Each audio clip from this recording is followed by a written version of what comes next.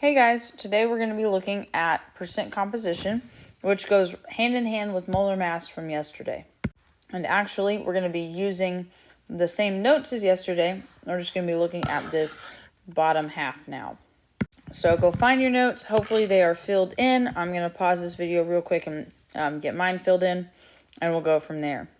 All right, there's mine all filled in. Hopefully yours is too. If it's not and you have no idea what these charts are, or what they mean, or how we got the numbers in them, go watch the previous video that is over molar mass specifically. So the part that's new today is down here called percent composition. And it tells you by mass how much each element is as a percentage of the whole.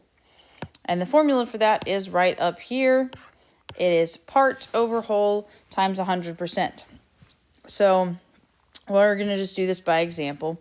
Looking at this first compound, SO3. That's the same compound we did this first molar mass for.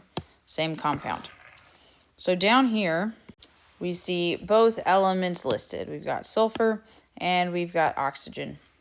We're going to see how much each of these is as a percentage of the total composition of the compound. To do that, we use this formula. This part is the element total.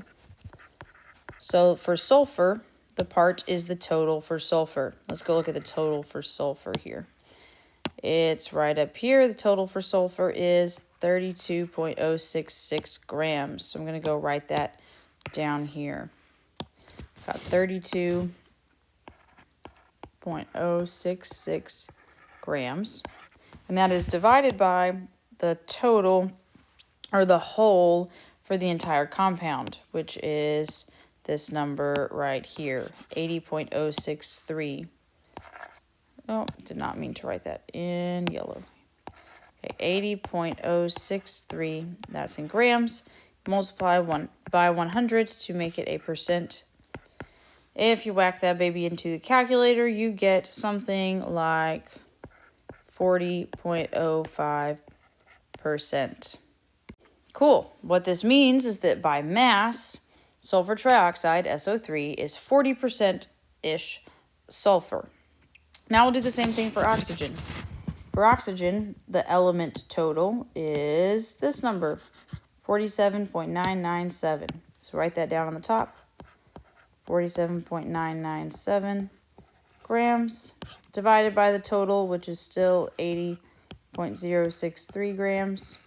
Multiply by 100, and you get something along the lines of, 59.95% if you round up. Which means that sulfur trioxide is about 60% oxygen by mass. And the cool thing that should always happen with these two numbers is that they end up adding to 100. So if you do 40.05 plus 59.95, you get 100 total percent, which is as it should be. If you don't get 100 total percent, that means you've done something wrong. You need to check your math somewhere because it's not right. The only thing is that sometimes, due to rounding errors, you'll either end up with like 99.99% or 100.01%.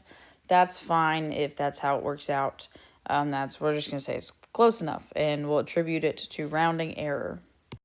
Now let's do the same thing over here for calcium phosphate. Calcium has an element total of 0.234 right up here. So that's what's going to go on the top of the fraction, 120.234.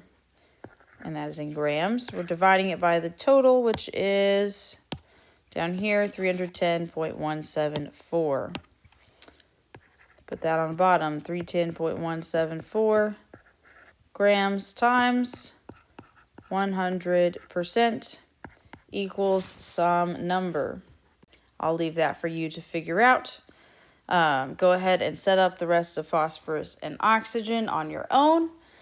See what percentages you get and see if they add up to 100. I'm going to do the same thing. Pause the video. We'll check your answer after you're finished. All right, and here are the final percentages for calcium phosphate. Calcium's 38.76%, phosphorus is 19.97%, and oxygen is 41.26%. And if you add all those up, you do see that it gets to 99.99%, and that's just due to all of those decimals that we cut off when we rounded down. If you add all of those up together, they would be that 0.01% that is missing. So these are fine answers. It's just a little bit of rounding error. Awesome. I hope this video was helpful to you. If not, you can always show up to office hours or email your teacher. We'll get you the help you need.